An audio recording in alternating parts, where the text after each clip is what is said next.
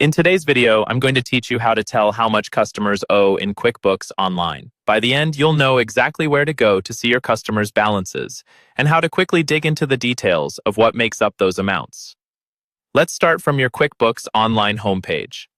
To find out how much your customers owe, the first place you want to go is the Sales section.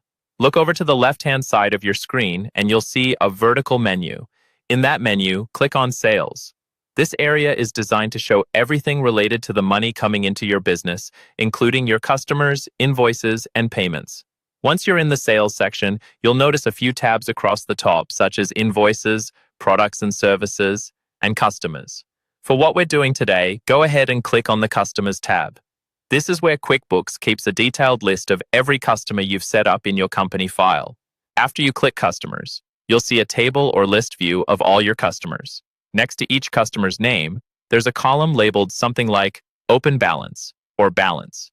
This is the key piece of information you're looking for. The open balance is the total amount that customer currently owes your business. It includes all unpaid invoices and any partially paid ones that still have a remaining amount due. Take a moment to scroll through this list. This is a great way to get a quick snapshot of who owes you money and how much. If you notice a particularly large balance or a customer you haven't heard from in a while, this can be a handy reminder to follow up on payments or send a statement. If you want to go beyond the total and see exactly which invoices make up that balance, you can do that directly from this screen. Simply click on the customer's name. When you open a specific customer, QuickBooks will show you their detailed profile. Here you'll see a list of their open invoices along with due dates, amounts, and statuses. From this view, you can review which invoices are overdue, which are coming up soon, and which might need a reminder.